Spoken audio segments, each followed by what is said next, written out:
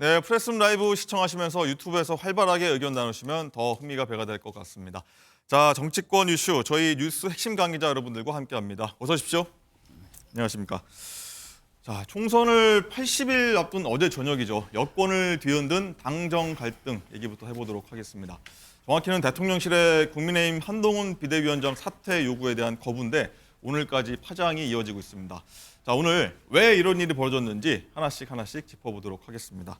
자, 장가 기자, 주말 동안에 사실 벌어진 일인데 주말 동안 있었던 일 한번 정리 좀 해볼까요? 네, 이 얘기 먼저 해야 될 것 같습니다. 한동훈 비대위원장이 김건희 여사의 명품백 수수 의혹을 두고 지난 18일 이렇게 얘기를 합니다. 국민이 걱정할 만한 부분이 있다. 이후 19일에는요. 국민의 눈높이에서 생각할 문제다. 몰카 공작이라고 짧게 답했던 한 달 전과는 달리 뉘앙스가 조금 변화된 모습이 감지되기 시작했습니다. 예. 이후 지난 20일, 지난주 토요일이죠. 친윤계 초선 이용 의원이 국민의힘 의원들의 단체방에 한 보수 유튜브 채널 내용을 올리면서 김건희 여사 명품백 관련 사과 이슈에 대해 이 해당 유튜브가 사과 불가론을 설득력 있게 제기해서 큰 호응을 얻고 있음. 이렇게 설명을 했습니다. 그러면서 김건희 여사 일을 국민의힘 예비 후보들은 이미 다 인지한 상태에서 후보로 나서놓고 이제 와서 영부인 때문에 선거를 망칠 것 같다는 주장은 앞뒤가 맞지 않다. 이렇게 언급을 하기도 했습니다. 자, 다음 날인 어제 윤 대통령이 한동훈 위원장에 대한 지지를 거둬들였다. 이런 내용의 기사도 공유를 하는데요. 대선 당시 윤 대통령의 수행비서 역할을 했던 이용 의원이 이 같은 글을 올리면서 당내 분위기가 심상치 않아졌고요. 이관섭 대통령 비서실장이 어제 한동훈 위원장을 만나서 물러나달라는 뜻을 전했다는 보도가 저녁에 나왔습니다. 이후 한동훈 위원장은 국민 보고 나선 길 할 일을 하겠다면서 사퇴하지 않겠다는 뜻을 공개적으로 밝혔고요. 조금 전에도 자신의 직을 유지하겠다는 뜻을 강력히 드러냈습니다. 네, 장 기자 설명한 대로 한동훈 위원장은 국민 보고 나선 길 할 일 하겠다라고 어제 사퇴 거부 의사를 밝혔는데 조금 전입니다. 국회 본청에 출근하면서 다시 한번 입장을 밝혔는데 그 목소리 한번 듣고 얘기 이어가도록 하겠습니다. 대통령실에서 위원장님께 사퇴 요구했는 이에 대한 입장 궁금합니다. 저는 4월 10일 총선이 우리 국민과 이 나라의 미래를 위해서 정말 중요하다고 생각합니다. 그렇기 때문에 제 모든 것을 아낌없이 쏟아붓겠다는 각오로 이 자리를 받아들였고 제가 부족하지만 그동안 최선을 다해왔습니다. 저는 선민후사하겠습니다. 그리고 우리 당의 변화된 모습을 국민들께 잘 설명드려서 지금의 민주당의 이상한 정치와 발목 잡기 행태로 국민들이 고통받고 이 나라의 미래가 위협받는 것을 막을 겁니다. 이 갈등 원인으로 김건희 여사 리스트가 조금 거론이 되는데 관련해서 위원장님 입장은 변한가요? 제 입장은 처음부터 한 번도 변한 적이 없습니다. 네, 조금 전 들어온 출근길 모습인데 그리고 한동훈 위원장과 대통령실 관계에 도대체 뭐가 변화가 생긴 거냐, 뭐가 문제가 있냐 여기 좀 관심이 많이 쏠리는데 대통령실 관계에 대해서도 한마디를 했습니다. 대통령실의 과도한 당무 개입이라는 비판이 있는데 이에 대해서 어떻게 생각하세요? 평가는 제가 하지 않겠고요. 그 과정에 대해서는 제가 사퇴 요구를 거절했기 때문에 구체적인 내용에 대해서는 말씀드리지 않겠습니다. 위원장님, 당정관계 신뢰가 사실상 깨졌다 이렇게 보는 시각도 있는데요. 여러 가지 시각이 있겠습니다만 당은 당의 일을 하는 것이고 정은 정의 일을 하는 것이 국민을 위한 정치를 하는 길입니다. 그러면 총선 때까지 비대위원장으로서 제 역할을 완수하겠다라는 입장에는 변함이 없어요. 제 임기는 총선 이후까지 이어지는 것으로 알고 있는데요. 선민후사라고 하셨는데 정말 윤석열 대통령 그거보다 국민이 우선한다고 해석을 했는데 선민후사의 개념을 그렇게 정의할 건 아니고요. 제가 그냥 평소에 하던 말씀 드린 거다. 이렇게 정리하죠. 이 갈등을 봉합하기 위해서는 대통령실이 한 발 물러서야 한다고 보세요? 그럼 평가는 제가 할 일이 아닙니다. 네, 한동훈 비대위원장 얘기 먼저 들었는데 여기서 잠깐 서정 변호사님, 본인의 임기가 총선까지도 계속 이어진다, 끝나고도 이어진다 이렇게 얘기를 좀 했는데 이건 좀 어떤 의미인지 먼저 한번 좀 짚어보고 가겠습니다. 말 그대로 이제 당헌에 예. 이제 그 위촉되면 6개월에 또 한 번 6개월 연장할 수 있다. 이런 데 당헌이 있으니까 임기는 이제 그 총선 이후까지 이어지는 거죠. 본인이 뭐 앞으로 계속 이어가겠다는 일단 사퇴 거부 계속 이어가겠다는 거죠. 그렇죠. 지금은 이제 그 본인이 책임지고 총선을 치르겠다. 절대 이제 그 사퇴는 없다. 아마 이걸 분명히 천명한 겁니다. 알겠습니다. 자, 임주혜 변호사님 일단은 주말 동안 일단 벌어졌던 일을 한번 저희가 한번 되짚어 보겠습니다. 주말에 일단 많은 일이 있었는데 일단은 하나 촉발된 원인 하나가 이제 대선 기간에 윤 대통령 수행팀장을 좀 맡아서 윤심이라 불리는 이용 의원이 일단 국민의힘 의원 단체방에다가 어떤 유튜브 하나를 띄우면서 이제 좀 하나하나 좀 시작된 분위기예요. 그렇습니다. 이 이용 의원은요, 이제 대선 당시에 이제 수행실장을 하면서요, 또 윤심을 대변한다 이런 메신저 역할을 한다고 평가를 받았거든요. 그런 와중에 지난 주말이었죠. 이 의원들 단체 대화방에다가 보수 성향 유튜버의 발언을 공개한 것이 좀 문제가 되고 있습니다.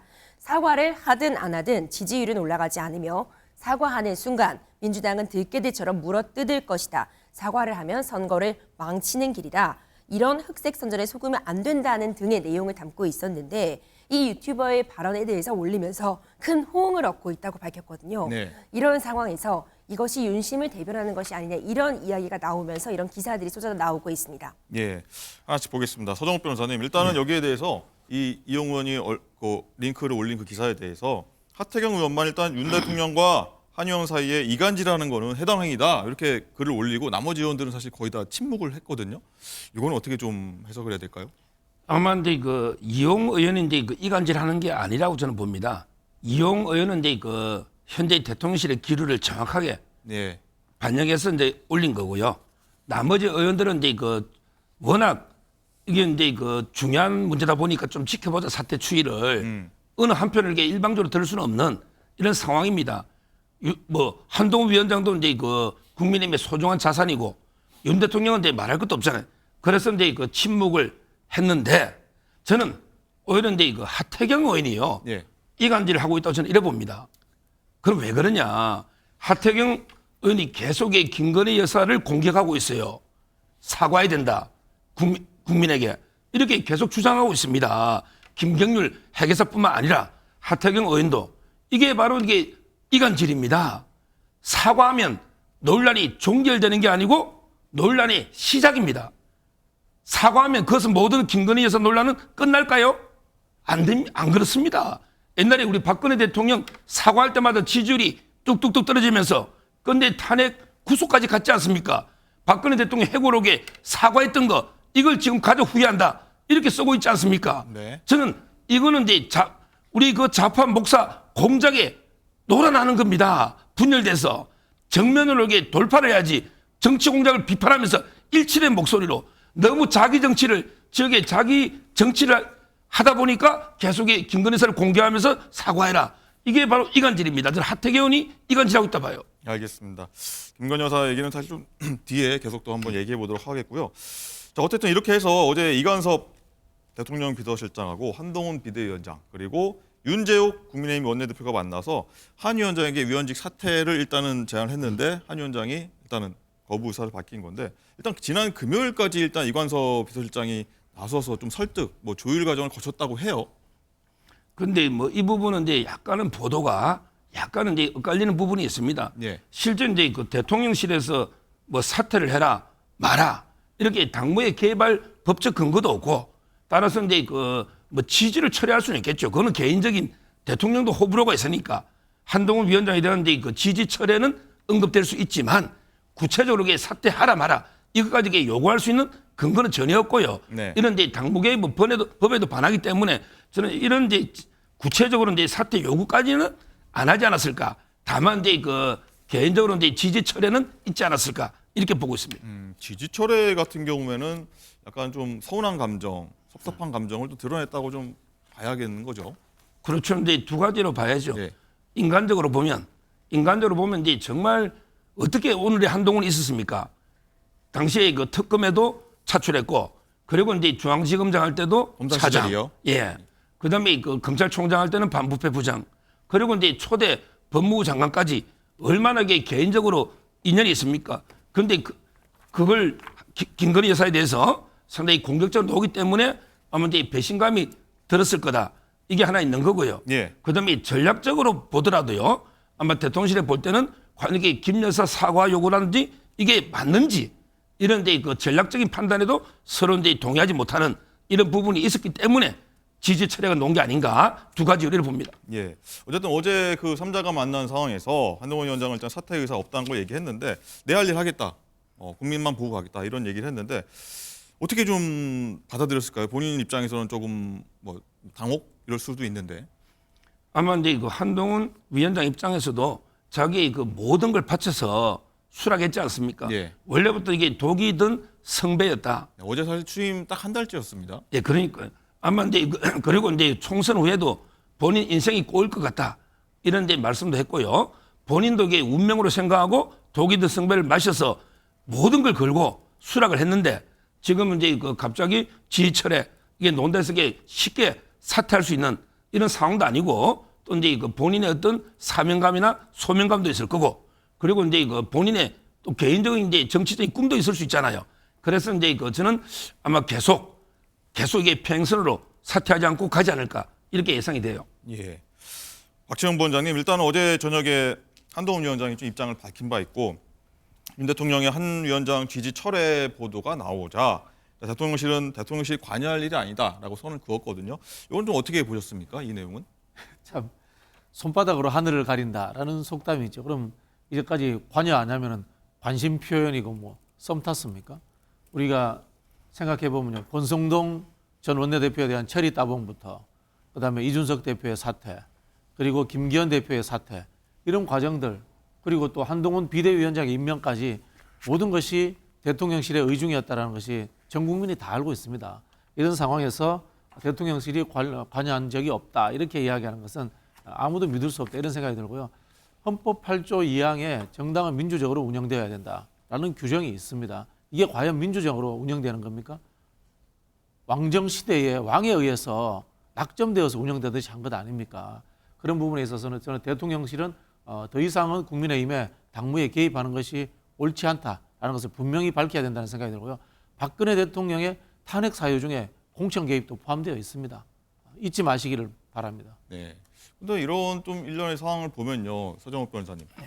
적어도 이 상황 자체가 한동훈 위원장이 그동안 가장 많이 들었던 게 야권으로부터 공격받았던 게 윤석열 아바타 아니냐 이런 얘기가 있었는데 적어도 이 상황만 보면은 그건 아니었다는 게 좀 증명이 되는 것 같기도 해요. 뭐 한동훈 위원장이 이제 그 개인적인 스타일만 보더라도요. 누구한테 뭐 맹종하거나 누구 아바타 이거는 이제 뭐 처음부터 아니라고 저는 이제 그 생각했고 그게 맞고요. 아마 이제 근데 저는 조금 이게 아쉬운 점은요. 큰 자세가 자꾸 이게 차별화를 해서 윤석열 대통령과 이제 차별화 해가지고 이제 총선을 이끌어 나가겠다. 예. 이 자세는 이제 저는 안 맞다고 봐요. 왜냐하면 이제 윤석열 대통령과 원팀이 돼서 운명공동체로 한 몸으로 그대로 이제 총선 승리를 해서 윤석열 정권의 성공을 이끌겠다. 이렇게 해야 되거든요. 근데 한동훈 위원장이 그동안 발언 다 보십시오. 윤석열 대통령이나 이제 윤석열 정권의 성공 또는 이제 윤석열 대통령이 잘한 정책이 많잖아요. 거기에 이제 아무런 언급이 없잖아요. 무조건 이게 차별화만 하면 그럼 이게 총선 승리 한들 3년 동안 윤석열 정권이 성공할 수 있습니까? 저는 기본적으로 한동훈 위원장의 그 스탠스가 바뀌어야 된다 봐요. 왜? 운명 공동체 원팀입니다. 이번 총선은 뭐니뭐니 해도 이게 윤석열 대통령에 대한 평가고 그다음에 윤 대통령이 3년 동안 계획할 수 있는가 이 부분인데 차별하면 다 할 것 같으면 총선 승리한들 무슨 이게 여권이 이 단합이 되겠습니까? 따라서 자꾸 이게 일부 뭐 아바타냐 맹종하느냐 이런 게 비판에 너무 신경 쓰지 말고 오히려 제가 좀 당당하게 나 윤석열 아바타다. 윤석열 정권과 한 몸이다. 나 윤석열 대 성공을 위해서 모든 걸 바치겠다. 이런 자세가 오히려 이게 더 필요하다 봐요. 노선이 좀 잘못됐다 이런 좀 지적이신 것 같습니다. 자, 장가 기자 좀 정리를 한번 다시 해보면 한동훈 위원장이 사퇴 논의가 이루어진 거에 보면은 어떻게 보면 몇 가지 결정적인 장면이 있는데 한 3가지 정도로 요약할 수 있을 것 같아요. 한번 소개 좀 해주시죠. 우선 김 여사 명품 수수 문제 거론, 이것을 첫 번째로 볼 수 있을 것 같습니다. 새 지도부 체제에서 김 여사의 명품 수수 논란과 관련해서 처음으로 언급한 인물, 바로 김경률 비대위원입니다. 논란을 잠재울 뚜렷한 뭔가 조치가 필요하다, 이렇게 1월 8일에 얘기를 했습니다. 특히 지난 17일 이 발언이 결정적이었는데요. 프랑스 혁명은 마리 앙투아네트의 사치가 드러나면서 감성이 폭발된 것.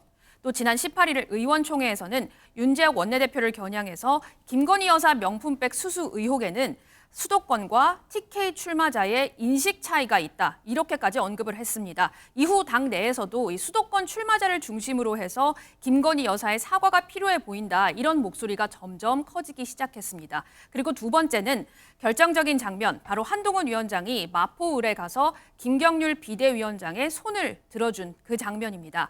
공천 시작도 안 했고 한동훈 위원장이 공관위원장도 아닌데 마포을에 도전하려는 후보들이 많을 텐데 김경률 비대위원의 손을 들어줬다는 점. 그리고 세 번째는 동일 지역 3선 이상 중진에게 15% 페널티를 주는 이 공천 룰도 당내 중진들의 반발을 샀다, 이런 불만들이 표출이 됐습니다.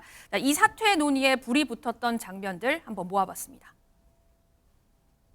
부조리가 있는 곳, 약자가 억울한 일을 당하는 곳에 늘 김경률이 있었습니다.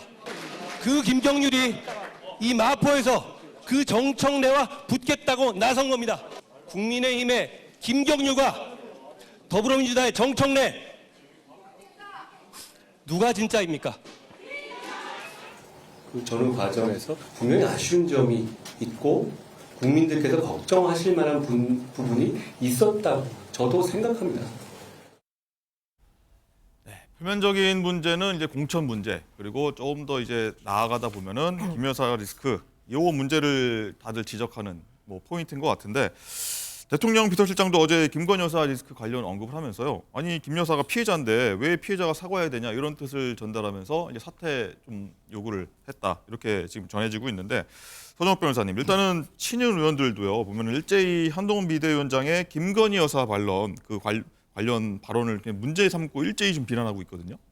지금 이제 이 사건을요, 잘 이렇게 꼼꼼하게 한번 보십시오. 동영상도 다 있지 않습니까? 몰래 녹음한 거지만 제가 보니까 세 가지가 없었어요. 첫째는 이제 청탁 민원 이런 게 없어요. 그게 있어야 뭐 김영란법이나 뭐가 문제 되잖아요. 그냥 돌아가신 선친의 애틋한 그 선친의 친구, 잘 지인 이렇게 이제 해서 고의적으로 의도적으로 이게 접근하지 않습니까? 뭐 이게 청탁이나 자리 민원 이런 게 전혀 없었던, 완전히 속여서 접근한 거 아닙니까? 첫째. 그다음에 두 번째 없었던 게 김 여사가 이게 뭐 선물을 달라거나 뭐 이런 요구나 수수도 아니에요. 그냥 놓고 간 거예요. 그걸 이게 먼저 뭐 자꾸 받았다 하지만 받은 게 아니고 그 목사가 그냥 놓고 간 거예요. 이게 수수나 먼저 요구하는 게 전혀 없지 않습니까? 오히려 이게 필요 없다, 안 받겠다 이런 게 나오지 않습니까? 이걸 자꾸 이게 수수다. 이게 두 번째 잘못된 거고요. 마지막으로 세 번째, 사용이 없었지 않습니까? 이 목사나 이 공장하는 분들은 혹시 김 여사가 뜯어서 이거 들고 다니며 사진 찍어서 딱 잡으려고 계속 1년까지 또 총선 때 활용하려고 계속 묵히는 거 아닙니까? 이게 엄청난 공작 아닙니까? 근데 김 여사는 바로 그냥 받은 걸 원칙대로 규정대로 그대로 보관해라, 돌려주든지 보관해라, 이게 됐지 않습니까? 사용한 적이 없지 않습니까? 저는 청탁 민원도 없고 수수도 고의적으로 달라는 요구도 없고 사용도 없었는데 이걸 뭘 사과해라는 겁니까? 뭘 사과해야 됩니까? 어디 내가 순진하게 피해 사기당한 걸 내가 미안하다 이렇게 사과해야 됩니까? 그게 아니잖아요. 왜 목사한테는 공격을 못하면서 김 여사만 공격합니까? 이게 잘못됐다는 거예요. 이렇게 지금 친윤들 의원들의 지금 공통된 주장이 사실 그거지 않습니까? 김경률 비대위원하고 일부 여당 의원들이 사과해야 된다고 계속 발언 수위를 높여가니까 친윤 의원들이 이렇게 이런 이유로 거론한 거죠. 예. 특히 이제 그냥 김경률 위원은 그냥 사과 요구가 아니고 마리 앙투아네트에 비유했지 않습니까? 지금 주말마다 윤석열 탄핵해라, 김건희 구속하라, 얼마나 우리 옛날 좌파 시민단체들 얼마나 주말마다 시위하고 있는데 여기에 마리 앙투아네트가 왜 나옵니까? 이분에게 단두대에 희생된, 지금은 물론 역사적인 여러 가지 재평가는 있지만 이런 분을 어떻게 김건희 여사에 비교를 합니까? 이건 너무도 한참 넘은 거 아닙니까? 저는 진심으로 이 부분에게 사과하고 책임져야 된다 봐요. 알겠습니다. 자, 이런 가운데 좀 김건희 여사 사과 불가론을 주장한 의원들, 인사들이 있는데 장해찬 전 국민의힘 최고위원도 한번 급히 이제 SNS에다가 이런 목소리를 냈다고 하는데 그 발언 한번 듣고 오겠습니다. 돌아가신 아버님을 언급하면서 찾아오는데 인간적으로 어떻게 안 만날 수가 있었겠습니까? 자꾸 김건희 여사에게 사과하라고 하는 국민의힘의 일부 정치인들에게 동의할 수 없다. 서두에 말씀드렸지만 총선이 이제 오늘로 79일 남았는데 국민의힘 상황이 좀 사실 녹록치가 않은 상황에 갑자기 좀 급변한 모양새인데 박지원 부원장님, 일단은 한동훈 위원장이 언급을 꾸준히 해왔지 않습니까? 국민 눈높이에 맞는 해법 찾겠다 이런 얘기를 했는데 그 해법을 찾을 수 있을까요 지금? 글쎄요, 저는 사과는 중요하지 않다고 봅니다. 사과는 중요하지 않다고 보고요. 만약에 이런 일이 민주당 계열의 유명 인사, 전영부인이라든가 이런 분한테 있었더라면 한 200군데 압수수색 하지 않았을까요? 이거는 그냥 수사해야 되는 겁니다. 우리 변호사님 이야기하잖아요. 공작이라고. 공작인지 아닌지 어떻게 합니까? 그냥 지레짐작이지. 수사해야죠. 국민의 눈높이는 수사를 하라는 겁니다. 그리고 이제까지 윤석열 대통령과 한동훈 비대위원장이 검사 시절부터 해왔던 게 뭡니까? 의혹이 있으면 수사하라. 수사해서 의혹이 없음을 증명하라 아닙니까? 그래서 제가 봤을 때는 이것은 사과라고 하는 표현도 물타기라는 생각이 들고요. 수사해야 되는 것이 국민의 정서다라고 전해드리고 싶습니다. 네.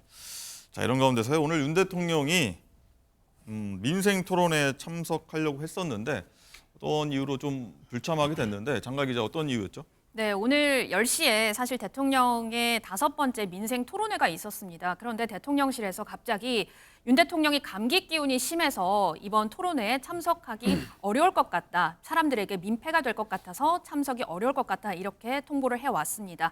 그래서 방기성 국무조정실장이 이 행사를 주관하기로 했고요. 여기에 그리고 대통령 신년 기자회견과 관련해서도 KBS 등 공영방송사와 단독 인터뷰하는 방안을 대통령실이 검토 중인 것으로 알려졌는데요. 총선을 불과 3개월도 남기지 않았고 또 김 여사 관련 질문이 이어질 것을 우려한 게 아니냐 이런 해석이 나오고 있습니다. 윤 대통령이 출입기자단을 대상으로 신년 기자회견을 한 게요. 2022년 8월 취임 100일 때가 처음이자 마지막이었고 2022년 11월 18일 도어 스태핑을 마지막으로 언론과의 직접 소통은 현재 하지 않고 있습니다. 신년 기자회를 한다 만다 방법을 어떻게 할 거냐 계속 문제가 됐었는데 사실 이번 문제가 사실 좀 불거지면서 좀 고심이 좀 더 깊어지지 않을까 싶은데 오늘 행사 같은 경우에는 좀 갑자기 좀 감기로 인해서 당일 취소를 하게 됐는데 어떤 한동훈 위원장 그 문제 때문에 좀 여파가 있는 거라고 봐야 될까요? 어떻게 보십니까? 당연히 이제 여파가 있다 봐야 되겠죠. 아마 이제 감기도 심할 수 있고 그리고 이제 그 심적인 고통이 여러 가지로 엄청날 거 아닙니까? 저는. 근데 이게 한두 번이 아닙니다. 자꾸 이게 대통령이 그냥 개인적으로 부인 문제 챙기는 이런 차원이 아니에요. 지금 김건희 여사에 대해서 얼마나 집요하게 약한 고리를 타겟으로 가짜뉴스로 공격을 해왔습니까? 김건희 여사 줄리 아닙니다. 마리 앙뚜아네트 아닙니다. 주가 조작법 아니에요. 학위 조작한 사람 아닙니다. 이런 식으로 전부 가짜뉴스로 얼마나 공격해온 겁니까? 이거는 개인의 어떤 부인 이전에 정권에 대한 약한 고리를 집중적으로 가짜뉴스 공작을 해온 거 아닙니까? 이 모든 게 겹치는데 그렇다면 이게 본질을 꿰뚫어보고 국민의힘이나 보수 진영을 똘똘 뭉치야 되는 거예요. 그리고 이런 공작을 규탄하고 해야 되는데 여기서 딴소리 이렇게 내부 분열 이런 데 적전에서 이게 내부 교란이 되면요. 어떻게 선거를 치릅니까? 저는 그 후보자들이 결국 자기 선거하는 거예요. 그 여론이라는 것도요. 결국 윤 대통령을 지지하면 어차피 이게 별거 아니라고 봐요. 윤 대통령 반대하는 분은 엄청나게 명품 큰 거로 봐요. 어차피 이게 이미 정치화된 거란 말이에요. 여기서 똘똘 뭉쳐서 더 어떻게 돌파해서 지지를 넓힐 이 생각을 해야지. 자기만 멋있게 보이려고 나는 이게 바른 말 했다. 나는 사과해라 했다. 이 지역에서. 이래서는 이게 공멸합니다. 길게 말씀해 주셨는데 일단 다시 한번 이 표면적인 갈등 원인이죠. 이 공천 문제 촉발 원인이기도 한데 이 사실 김경률 비대위원이 공천 문제로 여러 가지 했던 얘기들 이 사실 촉발된 문제지 않습니까? 다시 한번 얘기하자면 어떤 부분이 정확하게 문제가 됐다고 보십니까? 아마 이제 공천 절차 가지고 이렇게 갈등이 크진 않았을 거예요. 왜냐하면 이제 그 전에 원희룡 장관도 비슷했거든요. 원희룡 장관도 이제 그 윤영선 후보가 있었고, 그리고 이제 그 한동훈 위원장이 이제 그 인천 네. 하래에서 이제 원희룡 장관을 축켜 세웠고, 그래서 이제 그 이재명이나 돌덩어리를 치우겠다. 그때는 이게 대통령실에서 이렇게 붕괴하진 않았죠. 근데 그 김경률 회계사는 물론 이제 그 공천 절차를 공식적으로는 절차를 문제 삼았지만 네. 실제는 이제 아까처럼 마리 앙뚜아네트라든지 김 여사에 대한 과도한 이런 데 그 공격이 있잖아요. 이게 저는 직접 원이다. 그때부터 대통령실에서 이제 의견 듣고 있다, 잘 듣고 있다 이런 반응이 나오기 시작했죠. 그리고 나서 이제 그 한동훈 위원장이 2번 발언했는데, 한 번 발언했을 때 그때는 뭘 했습니까? 국민이 우려하는 부분이 있다 이랬잖아요. 이때 대통령실에서 이제 그걸 가지고 이제 어떻게든 조율해서 막으려고 협의를 했지 않습니까? 비상. 근데 한동훈 위원장이 2번 똑같은 말을 한 거예요. 그러면서 다음 말은 국민 눈높이에서 보겠다. 네. 이미 대통령실에서 이건 아니라고 이게 여러 차례 의사 전달을 했는데 똑같은 발언을 2번 하니까 저는 이제 그 대통령실도 격분한 게 아닌가 이렇게 제가 팩트를 이해하고 있습니다. 네. 김경률 비대위원 문제가 계속 뭐 촉발됐다는 말씀 드렸는데 오늘 김경률 비대위원이 거기에 대해서 한마디를 했습니다. 어떤 얘기했는지 한번 듣고 오겠습니다. 김건희 여사 사과 필요하다는 입장은 변함이 없으신 건지. 아니, 예. 제가 예. 뭐라고 할 수 있는 상황은 아닌 것 같아요. 그리고 그 대통령실에서 한동훈 위원장 사퇴를 좀 요구했는데 이에 대해서 좀 어떻게 생각하세요? 저는 한동훈 위원장님 입장에 전적으로 동감합니다. 여사에 대해서 마리 앙투아네트 발언이나 뭐 이런 거에 대한 사과를 뭐 그런 하셨다고 예. 그리고 TK 의원들이랑 인식차가 있다. 여사 문제를 두고 이 발언에 대해서도 사과를 하신 건가요? 그렇죠. 저 일관되게 좀 계속 그렇게 말씀해 오고 있습니다. 그럼 의원님께서 김건희 여사 리스크에 대한 입장도 좀 변화했다 이렇게 봐도 될까요? 그 부분은 좀 이런 말씀 그렇습니다만은 저도 짧지 않은 이런 시민사회 활동을 해왔으니까 그것에 비추어서 판단해 주십시오. 김건희 여사 리스크 관련해서 입장 변화 없다. 늘 그렇게 생각해왔다라고 얘기했는데 그와 걔를 같이 하는 발언이라고 저희가 생각해도 될까요? 제가 그 부분은 처음 말씀을 들어서 뭐라고 드릴 말씀이 없는데 계속 같은 생각입니다.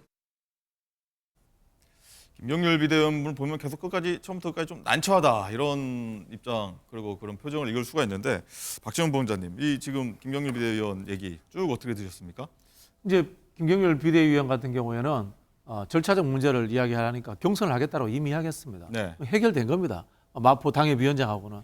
그럼 남은 거는 우리 섭 의원이 은연중에 뭐 자백을 하시고 말았는데 결국은 이제 이거 김건희 여사 문제 아닙니까? 김건희 여사 신기를 건드렸다는 게 본질적인 문제잖아요. 이게 생각해 보면요, 우리 김경률 회계사가 마리 앙뚜아네트 이야기를 했는데 김경률 회계사는 마리 앙뚜아네트를 사치의 상징으로서 이야기했는지 모르겠지만은 제가 보기에는 이거는 절대 왕정의 상징으로서의 마리 앙뚜아네트가 또 소환되는 겁니다. 이 공당 국민의 대표인 국회를 대변하는 제2당이면서 여당이 대통령 영부인 비판했다고 그냥 와야 되는 뭐가 지금 제대로 역할을 못해 이런 상황으로 된 겁니다. 이게 제대로 민주주의가 작동하고 있는가? 제가 봤을 때는 이거는 마리 앙뚜아네트라는 절대 왕정의 왕비가 있는 왕정국가처럼 보인다. 그런 생각이 듭니다. 네. 예, 개인적인 의견이라고 할 수 있겠고요. 자, 장가 기자, 어제 그리고 이관섭 대통령 비서실장이 한동훈 위원장 만나서 뭐 사퇴 요구를 했었는데 일단 거부됐고 그 다음에 바로 저녁에 밤이라고 얘기 표현하는데 윤 대통령하고 직접 만나서 관저에서 뭐 어떤 상의를 했다고 하는데 어떤 얘기 좀 오갔을까요? 네, 조선일보에 따르면 어제 저녁 이관섭 비서실장 등 대통령실 수뇌부가 대통령실 관저를 찾은 것으로 알려지고 있습니다. 대통령실 관계자는 당정 갈등이 커져서 결국에 파국으로 가서는 안 된다면서 김 여사 문제에 있어서는 기획에 의한 함정 몰카다. 이 점을 분명히 해야 한다. 이렇게 언급하기도 했습니다. 예, 서정욱 변호사님, 아까 서두에 좀 말씀하시긴 했지만 한동훈 위원장이 뭐 지난 15일이죠. 중진 의원들하고 오찬한 이후에 4월 12일 총선일 이후에 내 인생이 꼬일 것 같다. 잠깐 언급해 주셨는데 그 의미는 뭘까요? 일단 이제 제가 독이 든 성배를 마셨다. 네. 이렇게 이야기했고요. 이제 각각의 경우 만약에 선거에 패배했다. 이러면 이제 더 이상 뭐 미래가 없는 거죠. 선거에 패배하면 이제 그 뭐 비대위원장 패장이 다음에 당대표를 할 수도 없고 아무것도 할 수가 없잖아요. 실제는 이제 변호사 개업도 힘들 겁니다. 이 정도 하면. 네. 따라서 이제 그 패배한 경우에 뭐 꼬이는 건 설명이 필요 없고 문제는 이제 그 총선에 승리를 이끌다 하더라도 네. 이제 그 대통령실과 상당히 그 갈등 관계에 있게 되면 앞으로 임기가 3년 또 남아 있지 않습니까? 대통령 임기요. 그렇죠. 결국은 이제 여권 인사가요 대통령과 이제 극한 대립 갈등에 있다 보면 절대 어떻게 정치 행보를 하는 게 사실상 불가능합니다. 대통령의 인기가 있든 없든 그 어려운 거예요. 우리 정치권에 오래 속설이 있잖아. 대통령이 차기 대선주자를 만들 수는 없어요. 근데 누가 안 되게 할 수는 있어요. 그게 대통령이 가진 힘입니다. 아마 이제 그때부터 상당히 그 대통령과 인간적으로도 갈등이 있을 수밖에 없다. 총선 이끌려면 이런 이제 생각을 했기 때문에 총선 이후에 인생이 꼬일 것 같다. 이런 이제 토론을 한 게 아닌가 이래 보입니다. 네.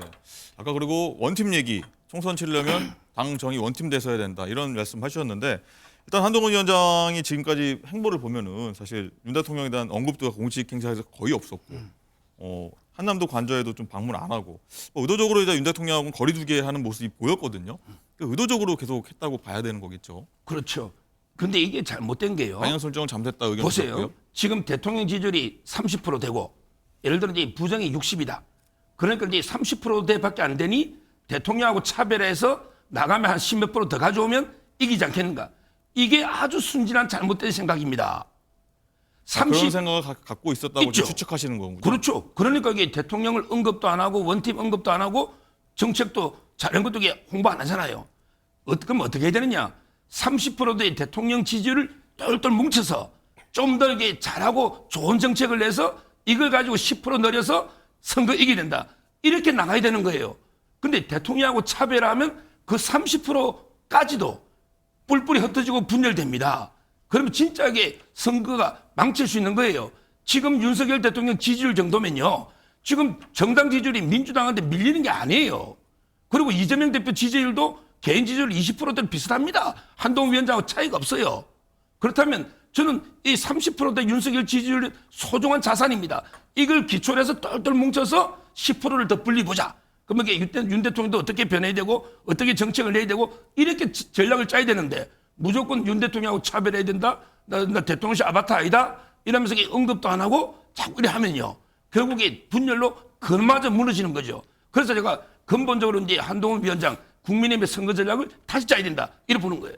근데 일각에서는 사실 지금까지 계속 많이 언급됐던 얘기가 이렇게 대통령과 거리두기가 사실 중도층을 잡기 위한 어떤 전략적 판단이다. 이런 얘기가 사실 지금까지 많이 있어 왔잖아요. 근데 윤석열 대통령 지지하는 보수층이 그대로 있다는 전제하에 그럼 이게 중도층을 잡는데 정치에서 그게 됩니까? 다른 모든 조건이 동일하냐고요. 그렇게 차별하다 보면 그럼 이제 보수층에서도 투표 안 하거나 이탈하는 분도 있을 수 있는 거 아닙니까?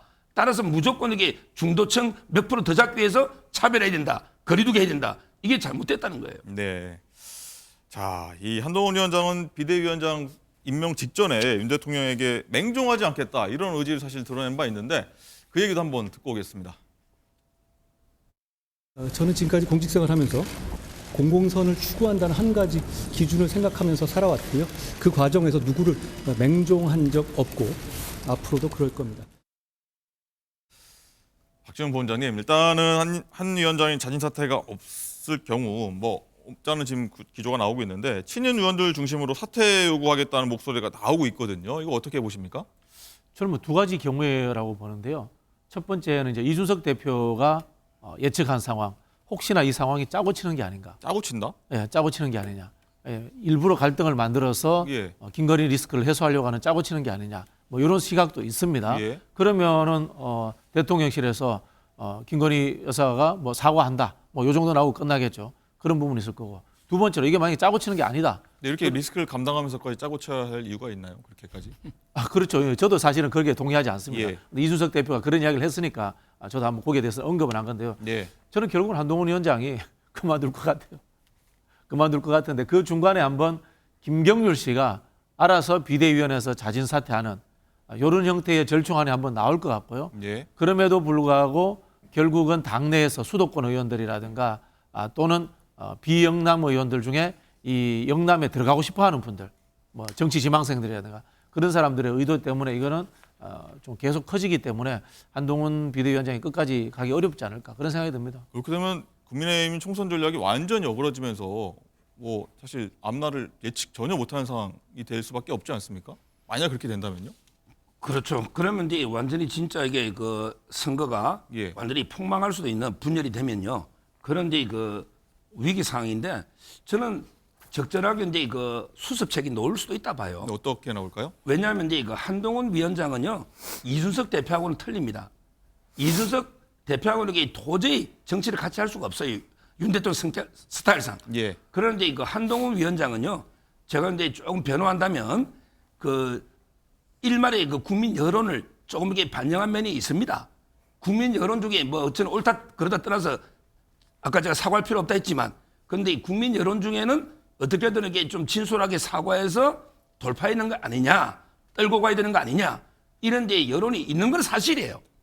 그렇다면 그 일각의 여론을 한동훈 위원장이 반영했고요. 한동훈 위원장은 이제 그런 사심이나 개인 욕심 없는 걸로 정말 자기 모든 걸 바쳐 완전히 소진해서 어떻게든 승리를 이끌어보겠다. 예. 이런 데 진정성은 보이거든요. 그렇다면 저는 조금 이게 두 분이 오랜 또 인간적인 관계가 있잖아요.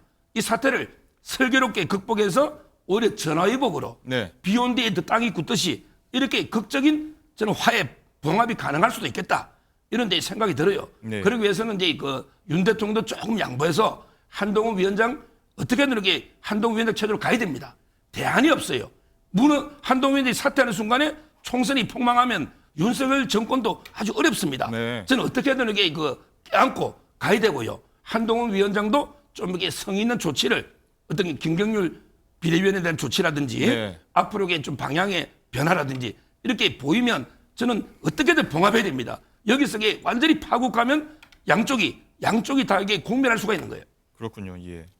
그리고 오늘 사실 국민의힘 의총이 열리는데 여기서 이제 많은 의원들이 다 모이기 때문에 다양한 의견이 분출될 거 아니겠습니까? 뭐 동조하는 의견, 반대하는 의견 많이 나올 텐데 어떻게 좀 전개되리라 예상하십니까? 아마 이제 그 압도적 의견은 어떻게든 이게 갈등 봉합, 통합으로 가야 된다. 여기서 이게 더 이상 분열하면 안 된다.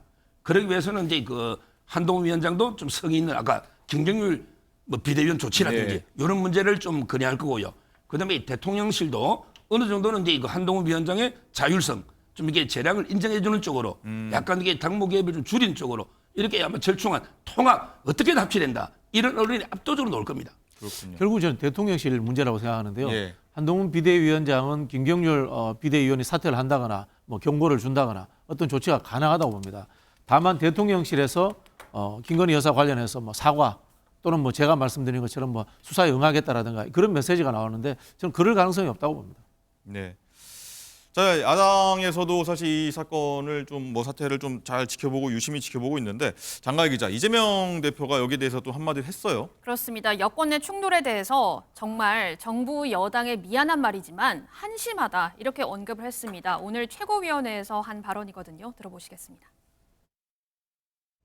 총선이 가까워지다 보니 정부 여당이 연일 선거용 선심정책, 또 인기 영합적인 포퓰리즘 정책을 남발하고 있습니다. 평소에는 정책 발표나 이런 활동들을 거의 안 하다가 선거 때가 되니까 갑자기 집중적으로 현안 지역을 찾아가면서까지 마구 정책 발표를 하고 있습니다. 선거법이 금지하는 선거에 영향을 미치는 행위라고 판단이 됩니다. 우법천지가 돼가고 있는 것 같습니다. 정부 여당은 윤심, 한심 이렇게 나눠 싸울 게 아니라 민생부터 챙겨야 됩니다. 이재명 대표가 뭐 논평을 했는데 박지원 전 국정원장도 여기에 대해서 또 한마디를 보탰는데 한동훈 비대위원장 거치, 뭐 미래, 뭐 이런 거에 대해서 얘기를 했다고 하는데 한번 듣고 오겠습니다. 이게 바로 우리가 조선시대 사극을 보면은 중전마마의 무서운 권력이 다 대신들을 물러치게 하잖아요. 그러한 궁중 사극을 보는 것 같아요. 21세기 서울에서, 대한민국에서.